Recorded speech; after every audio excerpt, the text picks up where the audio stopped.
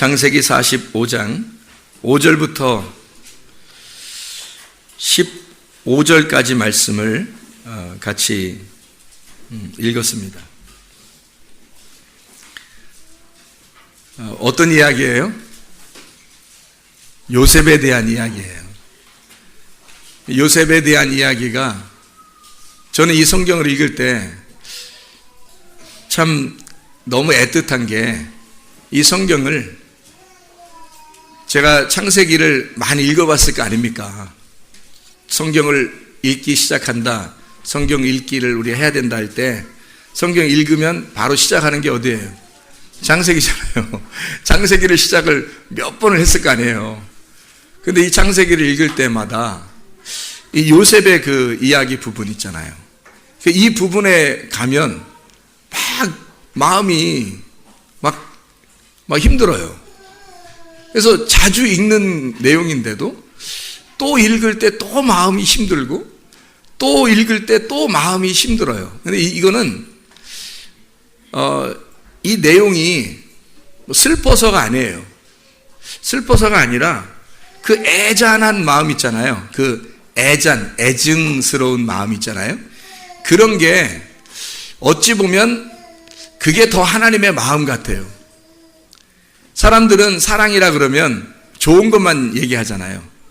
근데 하나님의 사랑은 사실 굉장히 마음이 애잔하고 애증을 가지고 있는, 그런 사랑하지만 미워할 수밖에 없는, 또 미워하지만 사랑할 수밖에 없는, 때릴 수밖에 없는 사랑? 이런 거 있잖아요.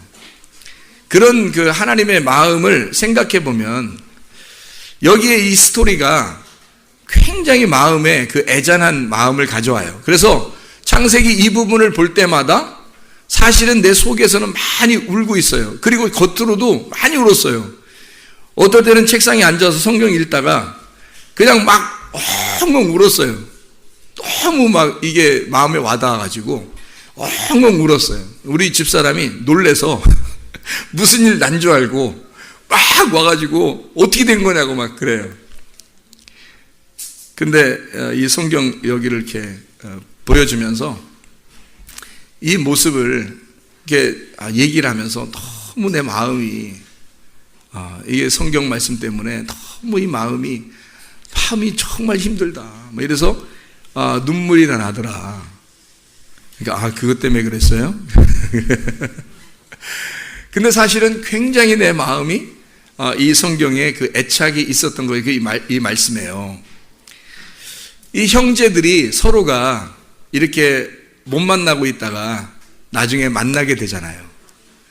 근데 이 만나게 되는 이 모습을 이렇게 보게 될 때 여러분 마음 어때요? 그냥 성경이니까 읽어요? 이렇게? 읽어요? 근데 이 마음을 한번 생각해 보셨어요? 생각해 보면 그들의 마음이 어땠을까? 멀리 떨어져 있던 그 요셉의 그 생애가 거의 애굽에서 있었어요. 어릴 때 잡혀가서, 그죠? 어릴 때 팔려가가지고 거의 애굽에서 생활을 했어요. 애굽 말을 많이 잘했을 것이고, 그래서 형들이 몰라볼 정도로 애굽 말로 했을 겁니다. 그렇죠? 이 형들은 이스라엘 말로 했을 거고, 이 요셉은 애굽 말을 했을 거란 말이에요. 그러니까 서로가 말이 통하지 않는, 그래서 중간에 통역자도 두었고 그랬죠. 나중에 이제 형들에게 자기 모습을 알려주면서 이제는 이스라엘 말로 했겠죠. 그때는. 근데 그 전에는 애굽 말을 능통하게 애굽 사람처럼 했을 정도로 오래전에, 그러니까 어릴 때 팔려간 거예요.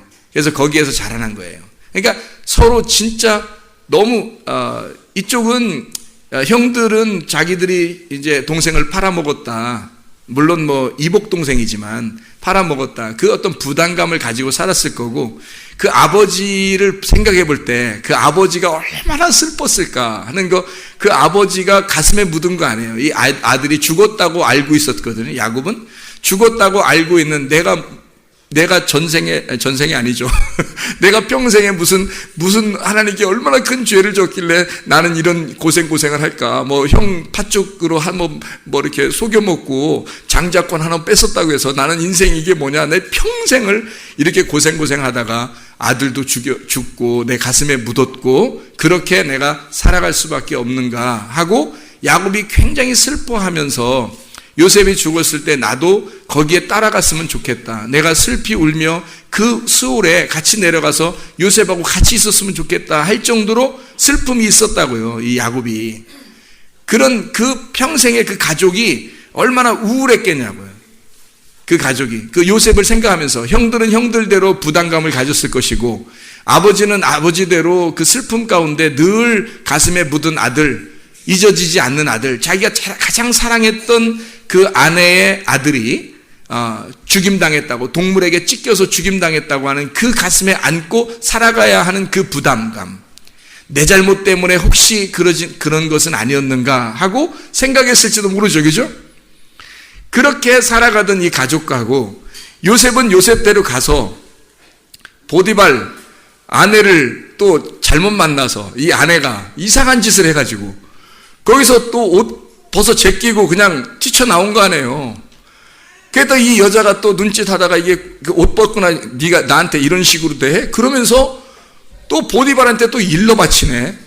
그래서 이 보디발이 또 거기다 또 감옥에 집어넣어버려요.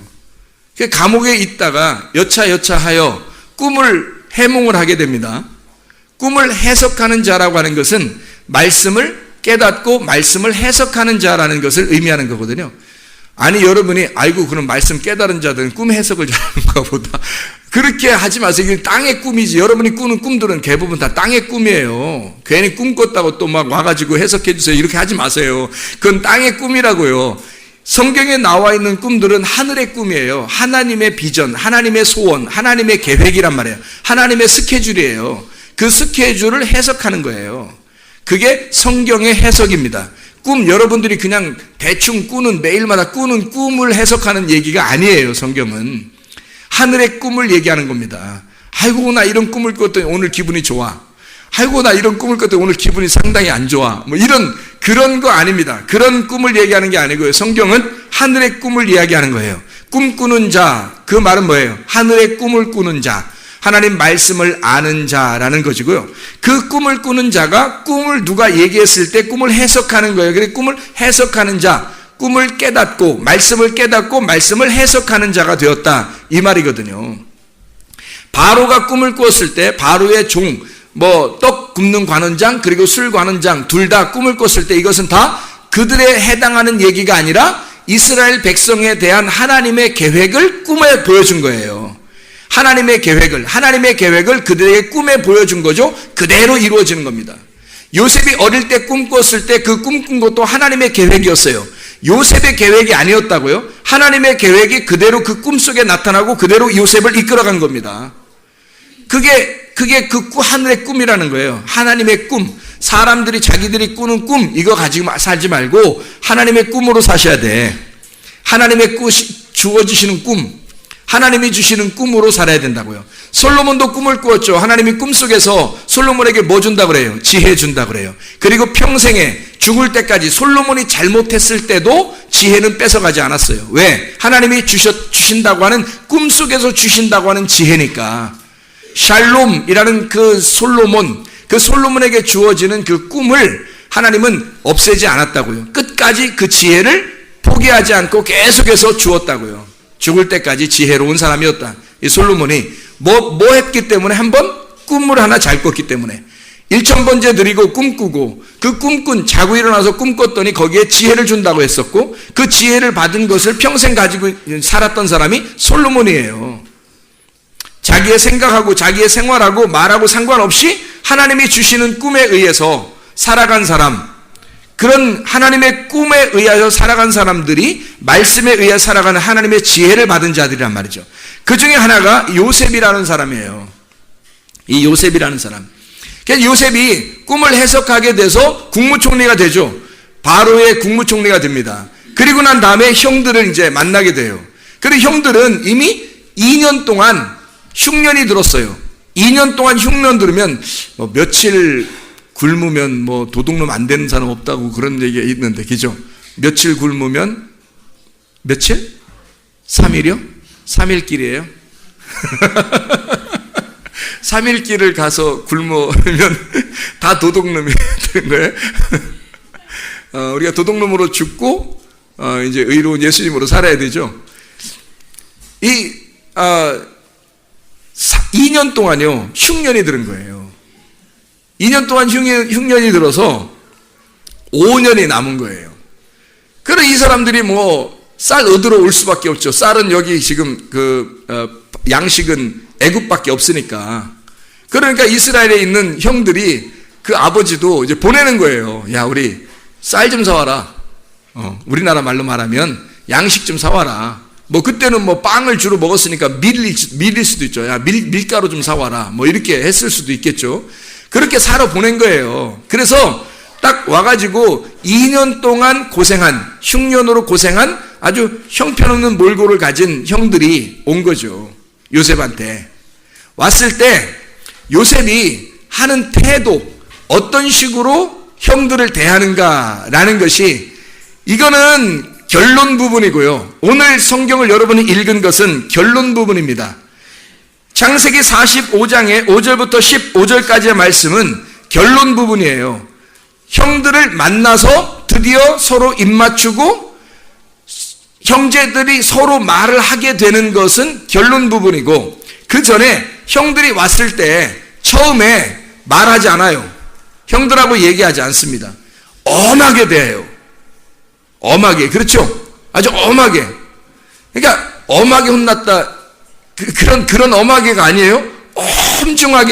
엄중하게 무섭게 대했다는 거예요. 그래서 요셉이 아주 무섭게 형들을 대하니까 형들이 꼼짝을 못해요. 막 절을 하고 막 난리가 나죠. 그렇게 처음에 왔을 때 어떻게 하냐면 요셉은 작정을 하고 형들을 갖다가 혼내기로 작정을 한 거예요. 그렇죠? 형들을 혼내기로 작정한 거예요. 형들은 몰랐죠. 그렇게 요셉이 그 뒤끝 장렬 속에 꿍꿍하고 이렇게 있었던 줄을 정말 몰랐어요, 형들이.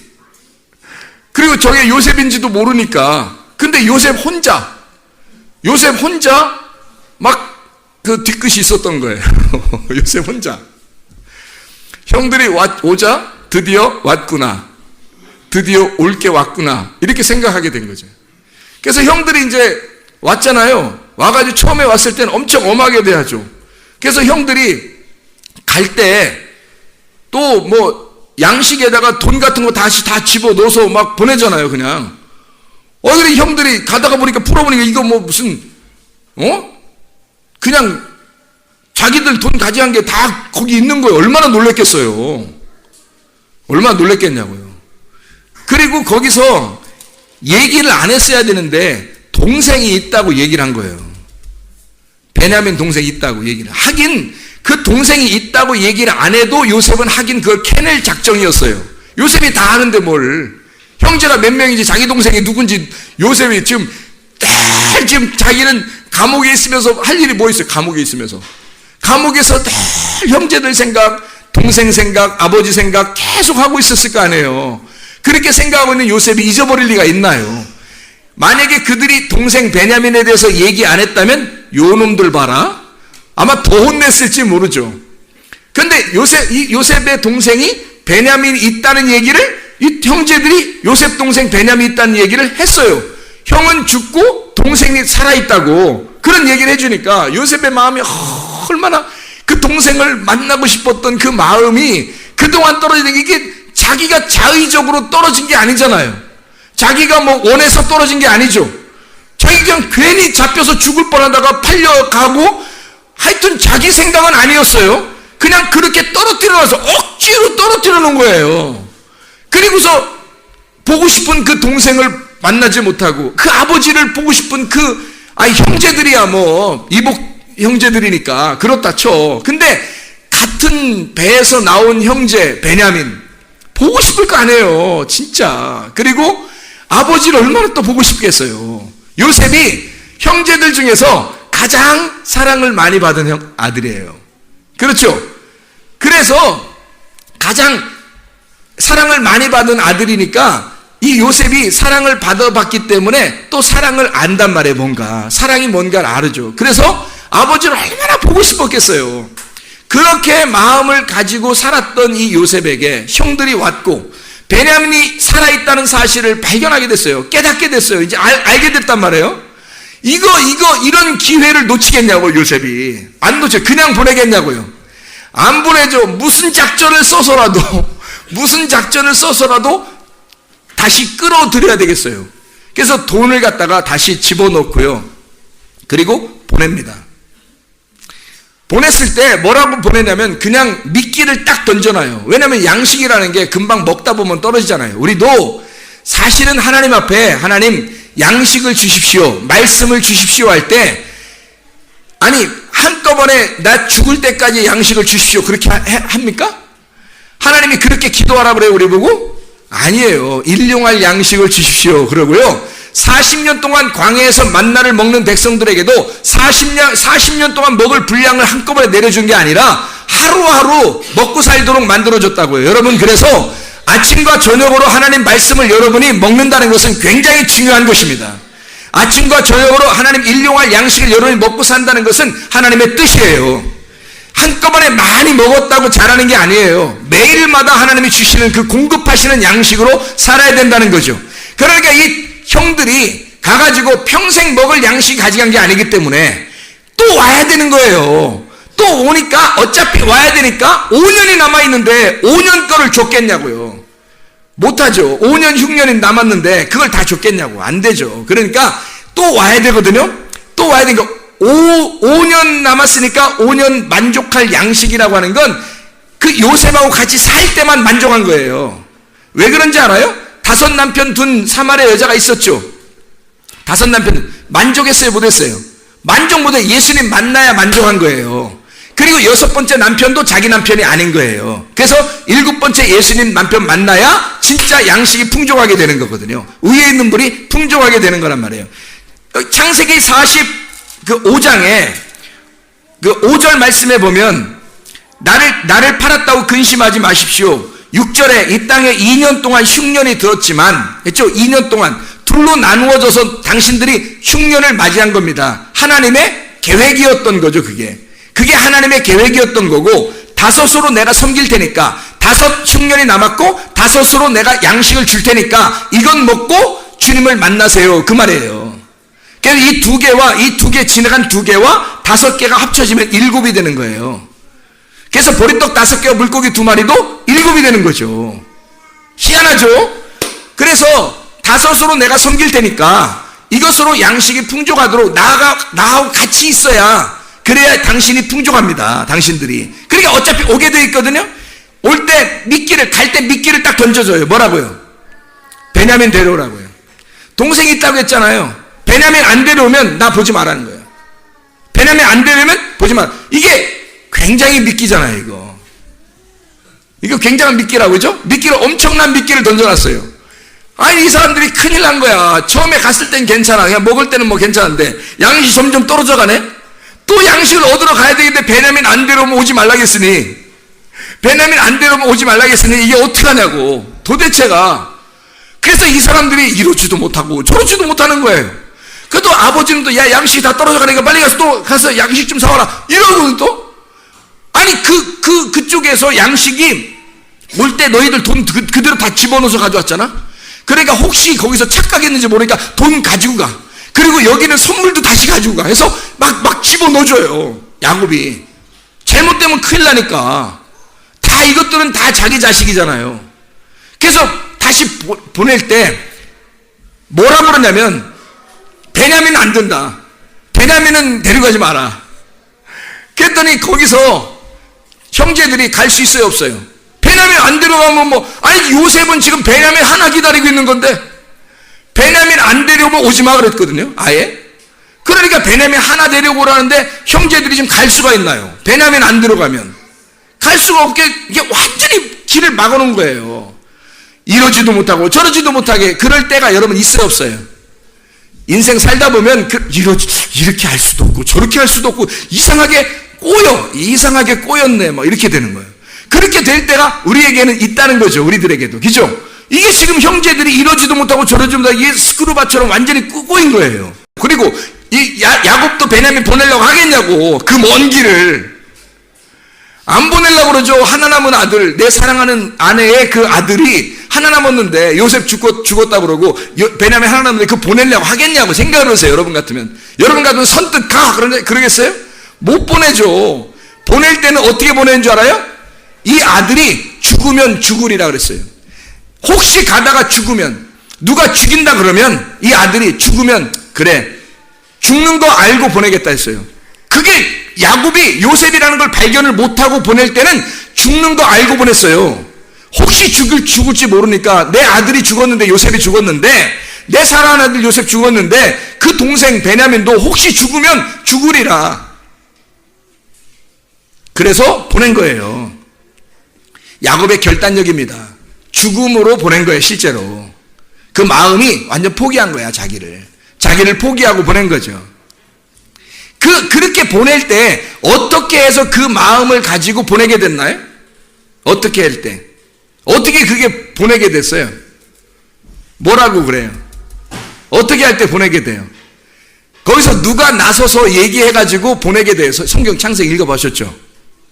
창세기 여러분 읽어보셨죠? 누가 얘기해가지고 베냐민을 보내게 되죠? 야곱이? 유다가 얘기해서 보내게 돼요. 그래서 예수님도 유다의 자손으로 오는 거예요. 예수님도. 유다가 뭐라 그러냐면, 이 야곱한테 뭐라 그러냐면, 아버지, 베냐민 안 데려가면 우리는 가나마나예요. 아버지, 만약에 이 베냐민이 진짜 위험한 일이 당하면 내 자식들 죽이세요. 그 정도로 나는 각오를 하고 베냐민을 살려 돌아올 테니까 아버지 너무 걱정하지 마세요. 그래요. 지금 베냐민도 걱정스럽지만 유다는 누구 걱정을 한 거예요? 아버지 마음을 걱정한 거예요. 아버지 마음이 너무 상처를 입을까 봐. 요셉 때문에 그렇지 않아도 평생을 그 가슴에 묻고 살아가고 있는 이 아버지의 마음을 요셉이 이 유다가 알았던 거예요. 여러분, 성경을 깨닫는다는 것이 바로 이런 데 있습니다. 하나님 아버지의 마음을 깨달으려고 여러분이 성경을 배우는 거예요. 설교 말씀을 왜 들어요? 그냥 성경 읽으면 되죠. 근데 아버지 마음을 깨달으려고 우리가 듣는 거예요. 이거 알아보려고 예배 드리는 거라고요. 여러분, 유다 같은 사람이 돼야 유다의 자손으로 예수 그리스도라는 하나님의 아들이 잉태되어 나온단 말입니다. 유다가 그 아버지의 마음을 이해했다고요. 처절하게 이해했다고요. 그래서 베냐민을 내가 꼭 살려서 데리고 올게요 라고 그랬어요.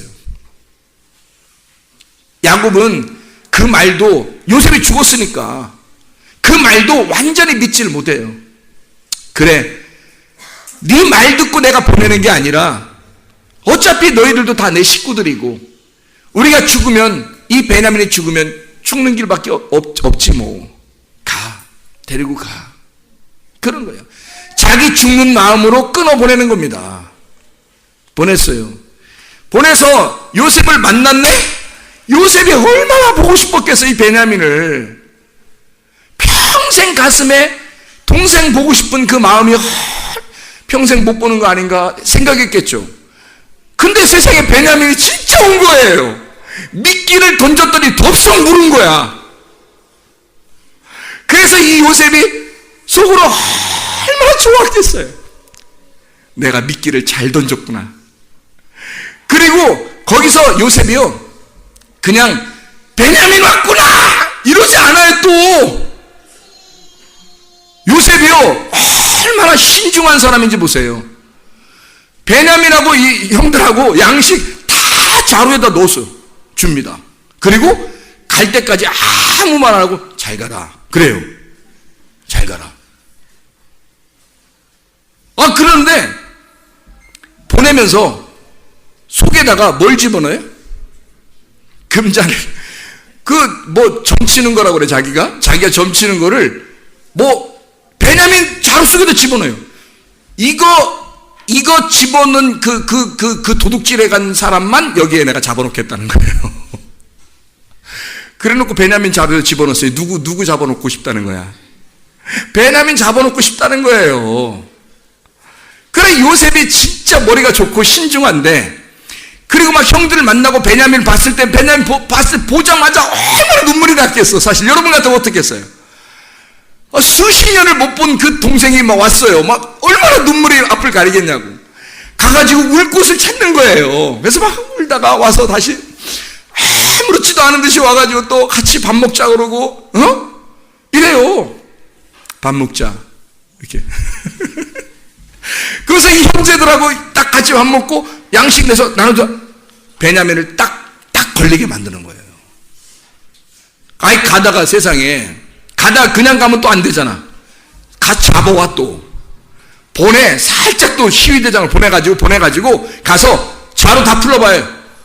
다 풀러보니까 어디서 딱 걸려? 베냐민 딱 걸려? 니네 다 가라. 베냐민만, 이 도둑놈만 데리고 갈 테니까. 이렇게 하는 거예요. 이 형제들이요. 이거 미치는 거지. 이거 무슨 누구 연맥이려고 하는 것도 아니고, 이게 우리가 무슨 도둑질 한 거 아닌데, 이상하게 거기가 들어있는 거야. 이거 안 들어있다고 말할 수도 없고, 이거 어떻게 다 들어있는데, 현장에서 잡혔는데, 현장범이야. 예? 현행범이니까 이게 어떡하냐고. 빼도 박도 못하는 거죠. 현행범이니까. 그래서 이 베냐민하고 형제들이 다 같이 옵니다. 다 같이 와요. 그때 이제 엄하게 얘기를 하는 거죠. 이 도둑놈이 베냐민만 내가 이렇게 할 테니까 나머지 이 형제들이 어떻게 하겠어요? 갈 수 있겠어요? 아버지가 떡하니 지금 집에 계신데 어떻게 자기들만 가요? 베냐민, 그렇잖아요. 그거 하나 염려하고 베냐민 안 보내려고 했었는데 그거 하나가 딱 걸린 거예요. 그거 어떻게 하냐고. 이게 그러니 이게 빼도 박도 못하니까 이거 도저히 빠져나갈 수 없다는 걸 알고 유다라는 사람이 등장을 하는 겁니다. 유다가 여기서 유다 형이 등장하는 거예요. 요셉에게 얘기합니다. 당신은 너무 훌륭하신 분이고 당신은 왕과 같으신 분인데 내 동생 이 베냐민 내가 데려가지 않으면 우리 아버지의 생명과 이 동생의 베냐민의 생명이 연결되었으니 네 아들을, 이 동생을 내가 놓고 가면 우리 아버지가 슬피 울며 지옥에 죽을 것이다. 내가 그 꼴을 보고 어떻게 사냐 평생. 나를 잡아두시고 내가 이 동생을 책임지겠다고 내가 갔으니까, 그렇게 하고 데려왔으니까 나를 잡아두시고 이 동생을 제발 보내주십시오. 유다의 그 마음이 누구를 이해하고 있는 거예요? 자기가 잡히는 건 괜찮다는 거야. 내가 베냐민을 대신해 내가 죽을 테니, 내가 잡혀 있을 테니 우리 아버지에게, 우리 아버지 더 이상 그 가슴에 못 박으면 안 됩니다. 하나의 동생 요셉 때문에 얼마나 가슴이 아파 살았는데 이 동생까지 잡히게 되면 우리가 어떻게 살아요? 아버지의 마음을 내가 도저히 안 됩니다. 나를 잡아두시고 동생을 보내주십시오. 부탁입니다. 부탁입니다. 이때 요셉이 마음이 다 무너지는 거예요. 이때 요셉이 이 속에서 가슴으로 용서가 다 되는 거예요. 그 형제들을 어린 나이에 잡혀왔으니 그 마음속에 어떤 마음이 있었겠어요? 하나님의 뜻이니까 원망을 하지 않았겠었지만 그 마음속에 혹시 이 형들이 옛날 그런 마음을 가지고 있는, 그렇게 살아가고 있는 것은 아닌가? 이 형들이 어떤 마음으로 지금 살아가고 있는가? 그 형들의 마음을 시험합니다. 그들이 진짜 믿음이 있는지 없는지를, 그들이 진짜 지금 사랑이 있는지, 진짜 아버지 마음을 이해하고 살아가고 있는지, 처음에 자기를 죽이려고 하고 팔아넘길 때는 그냥 요셉을 미워서 그런 거예요. 아버지 마음은 생각지도 안 해본 거예요. 이 요셉을 죽이거나 팔아넘겼을 때 아버지가 닥칠 그 괴로움을 이들이 알았다면 그렇게 했겠어요? 자기들도 아버지가 그 야곱인데? 그때는 아버지 마음을 몰랐다고요. 탕자가 집을 떠나갈 때는 아버지 마음을 몰랐던 거예요. 그냥 내 것만 챙겨 그냥 돌아간 거 한 거죠. 형들의 마음과 똑같죠. 나갔다가 돌아올 때는 아버지 마음을 알게 된 거예요. 나를 그토록 기다리시는 그 아버지의 마음을 알게 된 거예요. 그렇게 돌아온 탕자는 아버지와 함께 즐기게 되는 겁니다. 그래서 이 형들이 처음에는 아버지 마음을 몰랐다가 이 아버지 마음을 깨닫게 된 거예요. 더 이상 이제는 이 베냐민을 잃어버릴 수가 없다. 다른 말로 말하면 베냐민하고 생명이 연결된 아버지의 마음을 무너지게 할 수가 없다는 얘기죠. 아버지에게서 이 베냐민을 생명을 끊어낼 수가 없다. 더 이상 한 번 죽지 두 번 죽냐. 놀라운 이야기죠. 유다가 그 사실을 요셉에게 밝혀주는 겁니다. 이제 더 이상 우리는 그런 옛날의 사람이 아니라는 걸 유다가 보여주니까 요셉이 지금 이 사람들은 몰라요. 서로가 지금 요셉만 아는 거예요. 이 사람들은 몰라요. 요셉이 누군지. 거기서 그 사실을 확인하고 진짜로 확인할 때까지는 요셉이 굉장히 엄한 사람이에요. 근데 그걸 확인하자마자 완전히 태도가 확 바뀝니다. 이제 그 사랑을 확인한 거예요. 그리고 오늘 본문의 말씀 창세기 45장 5절부터 15절까지 말씀이 기록되어 있는 겁니다. 형들이여, 당신들 나를 팔았으므로 그것 때문에 너무 근심하거나 고민하지 마십시오. 하나님이 당신들의 먹을 걸 살리게 하려고, 당신들에게 미리 양식을 주게 하려고 나를 미리 먼저 이곳에 보내온 하나님의 뜻이 있었다. 당신들은 그냥 자기들의 일인 줄 알고 했지만 하나님은 그 계획이 있었다. 사람들은, 여기 형제들은요, 처음에 요셉을 팔아넘길 때 자기들은 요셉을 자기들로부터 끊어내려고 팔아넘겼겠죠. 근데 요셉은 이것이 끊어내는 것이 아니라 형들과 자기가 하나이고 이 형들을 자기를 통해서 살려야 되겠다는 하나님의 마음을 깨달은 거예요. 연결되어 있다는 것을 알았던 거예요. 형들은 선하게 눈으로 요셉과 자기들을 보게 된 거고요. 요셉은 형들과 자기를 죽이려고 팔아넘긴 그 형들을 선하게 눈으로 본 게 아니라 생명의 눈으로 보게 된 거예요. 둘을 연결시켜 본 거예요. 당신들을 살리게 하려고 나를 먼저 고생시키면서 이곳에 보냈다는 거죠. 하나님의 계획이었던 겁니다. 요셉은 하나님의 계획으로 보았고 형제들은 이걸 요셉을 내버리겠다고 그렇게 본 거예요.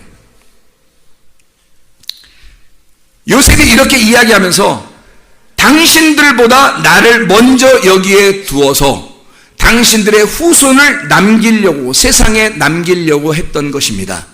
양식을 주어 당신들을 살리게 하려고 하나님은 나를 이곳에 보낸 것입니다. 하나님의 눈으로 보기 시작한 거예요.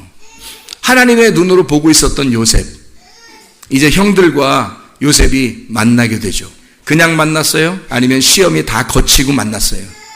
시험을 다 거치고 만났어요. 그냥 안 만나줬어요. 생각해 보세요. 아브라함이 이삭을 드릴 때 하나님이 아브라함 보고 이삭 드려라. 내가 너 이삭 드리면서 3일 길 오면 그 다음에 3일 길 그 모리아산에서 이삭 사실 안 죽이고 양 잡아서 내가 사실 제사하려고 그러는 거야. 이삭 드려라. 이렇게 얘기했어요. 그렇게 얘기하면 뭐 안 갈 사람이 누가 있어요? 그렇게 얘기하면 안 할 사람이 누가 있냐고.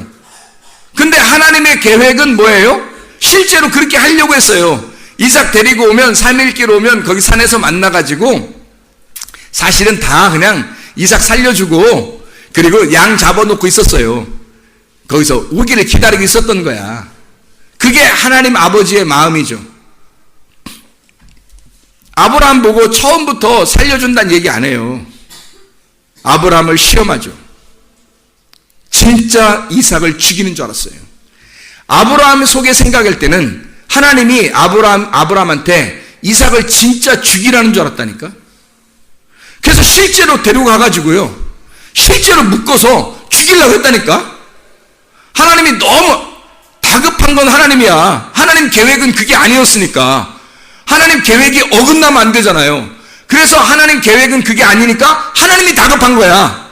아브라함아 왜 두 번씩이나 불렀겠어. 급하단 얘기야. 아브라함아 그러면서 너 왜 그래?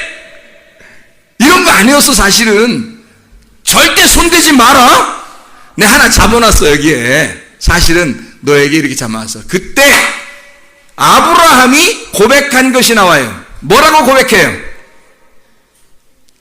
모리아산에서 이삭을 살려줬을 때 하나님 앞에 하나님이 이삭을 살려주고 그리고 양을 잡아서 드리고 그리고 이 아브라함이 얘기한 게 있어요. 뭐라고 얘기했어요? 간단한 얘기예요. 여호와 이레, 이렇게 아주 간단한 얘기를 딱 이렇게 5글자, 우리나라 말로 5글자, 여호와 이레 딱 얘기한 거예요. 여호와 이레가 뭐라고요? 여호와 이레, 하나님 여호와께서 자기를 위하여 준비하셨다. 자기를 위하여 우리 보고 준비하라는 게 아니고 자기가 자기를 위하여 준비하셨다. 근데 그 이레가 라아, 본다라는 말이란 말이에요. 여호와를 보았다. 이삭을 죽이려고 하고 그 이삭이 살아나자 여호와가 보이기 시작한 거예요. 아브라함에게. 그러면 하나님은 아브라함에게 사실 뭘 해주려고 이삭 잡으라고 하면서 오라고 한 거예요. 그 산까지 3일 길을 걸쳐 그 산 꼭대기에서 뭘 해주려고 아브라함한테 그렇게 이런 그 과정을, 시험을 한 거죠? 여호와 라아 하시려고요. 하나님이 자기를 아브라함에게 보여주시려고요. 하나님이 자기의 말씀을 아브라함에게 깨닫게 해주시려고요. 그 3일길의 그 말씀을, 이삭이라는 하나님의 아들이 나와 죽고 부활해야 한다는 그 사실을 이 아브라함에게 보여주고 싶은 거예요. 아브라함이 드디어 내가 이렇게 하고 나니까 보았다. 여호와를 보았다. 이제 여호와를 알게 되었다. 아하, 여호와가 이런 분이었구나. 나를 위해 이렇게 준비된 이 여호와, 내가 이 여호와를 알게 되었다. 이제 보았다. 여호와 이래. 그런 거예요. 그 전까지는 보이지 않아요. 그냥 실제 상황에서 아브라함을 시험합니다. 여러분, 우리의 인생 가운데 하나님이 여러분에게 답을 정해놓고 그렇게 시험을 하신다면, 답을 정해놓은 사실을, 그 답이 뭔지를 안다면 이 시험 지나볼 만한 거죠. 근데 답을 모르겠어요. 왜 이 고통이 오는지, 왜 오늘 이렇게 힘든지, 왜 이런 일이 갑자기 벌어지는지 우리는 몰라요. 답이 정해져 있지 않으니까, 그냥 우리는 모르니까 아브라함처럼 그냥 산에 3일길을 올라가는 거예요. 터벅터벅. 그 아들 데리고 갈리려, 그게 아들 데리고 가면서 그게 사실 아들 잡아 죽이려고 하는 거 아니에요, 그게. 그래서 아브라함이 그 아들 데려오는데 아들은 솔직히 그냥 등산하는 기분으로 올라가는 거야. 좀 무거운 짐 지고 말해요. 배낭 메고 가는 거야, 한마디로. 지금으로 말하면. 근데 아브라함은 그렇지 않아요. 아브라함은 그냥 배낭 메고 갈 기분 아니에요. 그런 등산 정도가 아니에요. 왜? 알고 있는 거니까. 죽이라는 거를 알고 있어요. 이 힘들고 고통스럽고 괴로운 이 사실은 알고 있단 말이에요. 근데 그렇게 가고 터벅터벅 올라가서 하나님을 보게 됐어요. 하나님을 알게 됐다고요. 깨닫게 됐다고요. 그거 하나님이 알려주려고 올라오게 한 거예요. 여러분, 그 고통이라는 게, 여러분에게 닥친 고통이 실제로 어떤 답이, 하나님이 정하신 답이 있다면 해볼 만한 일이죠. 근데 여기 올라가는 사람은 그 답이 정해진 줄 모른다고요. 그래서 힘든 거라고. 답이 정해진 줄 모르니까 힘들게 올라가는 거예요. 근데 주님은 거기서 만나게 하고 다시 어떻게, 거기서 산에서 살아라 그래, 다시 내려가라 그래. 내려가라 그래. 겨우 힘들게 올라왔더니 다시 편안하게 내려가라 그래.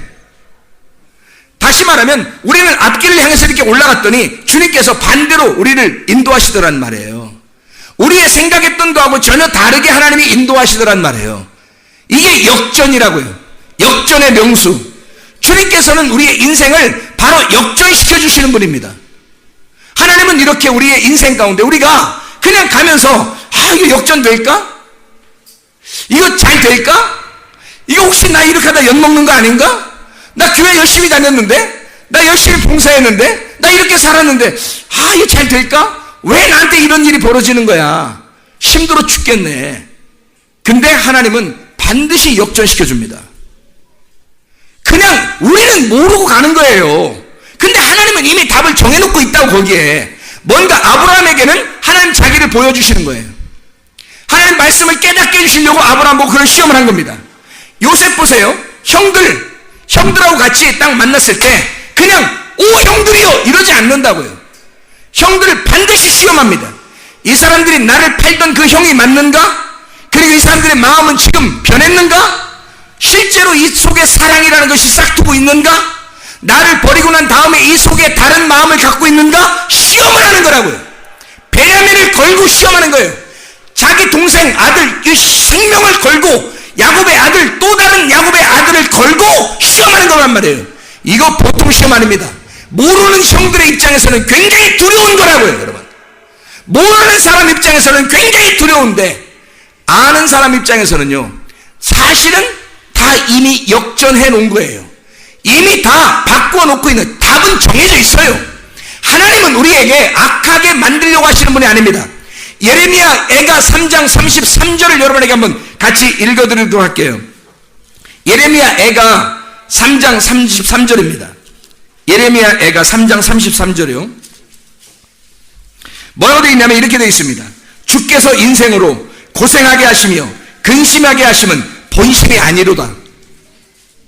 하나님의 본심으로 고생하다 죽으라고 하는 게 아니에요. 우리 보고 하나님 반드시 하나님이 정한 하나님의 계획이 있어요. 하나님의 답이 있다고요. 하나님이 정한 답정, 정답, 그 하나님이 정한 답이 있다고요. 그게 그래 놓고 우리 보고 시험하는 거라고요. 요 사실을 알게 되면 한번 견딜 수 있는 겁니다. 요 사실을 알게 되면 견딜 수 있는데 요 사실을 모르니까 터벅터벅 가는 거예요. 아브라함도 형들도 진짜 두려운 마음으로 그걸 견뎌보려고 가는 거예요. 어떻게 하지? 그래서 결론적으로는 뭐냐면 유다가 자기의 생명을 걸고 사랑으로 살려주십시오. 이거 요셉의 마음을 무너지게 하는 말입니다. 요셉의 마음이 와르르 무너져버린 거 한꺼번에. 그리고 자기를 보여주죠. 내가 요셉입니다. 얼마나 놀랬겠어요. 이제까지 놀란 것보다 더 놀랬어. 얼마나 놀랬겠어. 형들이 사실은 내가 요셉이라고. 이게 그냥 얼마나 놀란 일이에요. 처음에는 벙벙한 거예요. 이게 왜 너무 놀라니까. 사람이 너무 놀라면 그렇잖아. 너무 놀라니까 벙벙하다가 이 요셉이 자기를 이제 드러내고 얘기하고 자기를 소개하니까 깨닫는 거예요. 세상에 이런 일이 벌어진 겁니다. 하나님은요, 여러분이 고생하시고 힘들고 이 땅 사는 것이 다 광야의 40년이에요. 우리의 인생이라고요. 주님 만났다고 생각했는데 주님 만난 우리들이 그냥 걸어가야 할 그 터벅터벅 걸어가야 할 어느 답이 정해져 있지 않고 나는 하루하루 걸어가야 할 그 길을 40년 동안을 광야에서 머물러 살아가고 있다고 생각한다면 이건 보통 문제가 아니죠. 힘들죠. 그런데 하나님은 가나안 땅이라고 하는 걸 정해놓고 하신다고요. 정해놓고 광야길을 통과하라는 거예요. 대신에 그냥 가나안 땅에 들어오게 하진 않아요. 반드시 시험합니다. 근데 그 시험은 답은 하나님 쪽에서는 답이 정해져 있지만 사람들은 그 답이 뭔지를 몰라요. 각자마다 답이 달라요. 아브라함에게 하나님이 정해진 답은 여호와 이레, 여호와 라였어요. 요셉에게 답이 정해진 그 답, 자기가 감옥에 들어가고 또 나와서 국무총리가 되고 형들을 만나게 된 이 답, 형제들이 요셉을 만나는 그 답은 하나님께서는 양식을 먹여주는 거였습니다. 이들을 살려 후손을 남겨주는 그 답이 정해져 있었던 거예요. 하나님의 꿈이. 각자마다 다 달라요. 하나님께서 계획하신 것이 여러분에게 닥쳐있는 것이 다 달라요. 그런 답을 다 정해놓고 있다. 하나님은 정해놨는데 여러분은 모르고 가는 거예요.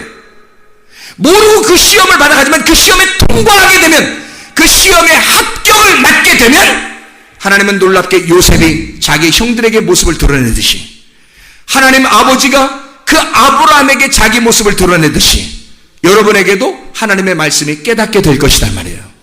하나님의 마음을 여러분이 이해하게 될 것이란 말이에요. 하나님이 자기 자신을 우리에게 보여주고 싶을 거란 말이에요. 생각해보라요. 요셉이 형들에게 자기 모습을 보여주고 싶겠어요? 형들이 요셉에게 자기 모습을 보여주기 싶겠어요? 생각을 해보시라고요. 고생하는 여러분의 모습을 하나님 앞에 내 모습을 보여주고 싶겠어요? 하나님이 우리한테 자기 모습을 먼저 보여주고 싶겠어요? 하나님이 우리한테 우리의 가슴의 그 간절함보다 주님의 그 애절함이, 하나님의 그 애절함이 우리에게 먼저 자기를 보여주고 싶다고요. 그분의 애절함이 더 있다고요. 너는 조금만 참아라. 조금만 참아. 내가 반드시 역전시켜 줄 테니까. 하나님의 가슴에는요, 네가 고생하는 것이 하나님 내 본심이 아니야. 이 고생을 통해서 반드시 너를 역전시켜 줄 거야. 나를 알게 해줄 거야. 나를 깨닫게 해줄 거야. 나를 보여줄 거야. 이런 날이 너에게 반드시 오게 될 거다. 그거를 위해서 조금만 참아.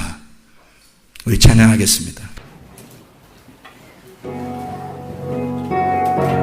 기도를 멈추지 마라. 내가 너의 그 모든 상황을 바로 역전시키니 너 기도를 멈추지 마라. 내가 잠시도 쉬지 않고 모든 걸 지켜보고 있으니 바로 역전되리라. 우리 하나님은 여러분을 반드시 역전시켜 주실 역전의 명수입니다. 우리의 인생이 어땠든, 각자 그 위치에서 어떻게 살아가든 하나님은 반드시 여러분에게 자기 자신을 보여주실 것입니다. 하나님, 여호와 라 되신 하나님, 나에게 하나님의 모습을 보여주십시오. 하나님의 말씀을 깨닫게 해주십시오. 우리의 가정에 하나님 역전의 명세신 그 주님이 우리의 가정을 역전시켜 주십시오. 나의 인생을 역전시켜 주십시오. 우리 한번 두 손 높이 들고 주여 세 번 부르며 역전의 명수를 우리 하나님 앞에 주여 세 번 부르며 기도합니다. 주여, 주여, 주여. 우리 하나님 아버지 도와주시고 사랑하십니다. 주님만의 역사를 받으시고 주님만의 감사를 받으십시오.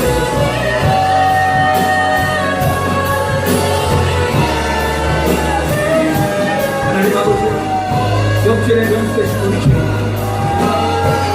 하늘의 금, 하나님의 답이 정해진 그 답을 향하여 우리는 모르지만 하나님 그 시험에 통과하고 합격하는 주의 사람들이 되길 소원합니다. 우리 하나님 아버지 도와주시고 하나님의 인도해 주시옵소서.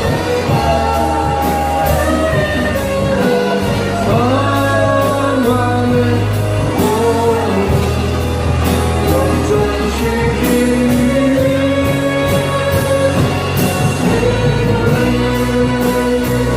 멈추지 마라. 내가 잠시도 쉬지 않고 모든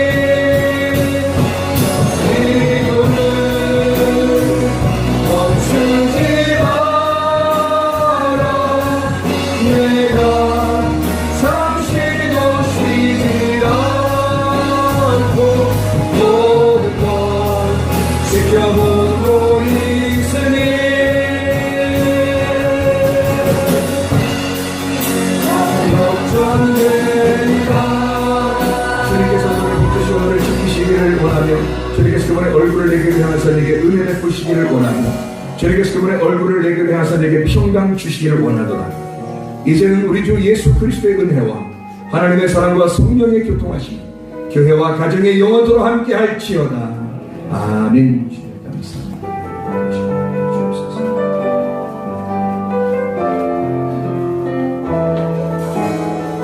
우리 옆에 사람 손잡고 하늘가족 우리 교회 찬양하겠습니다.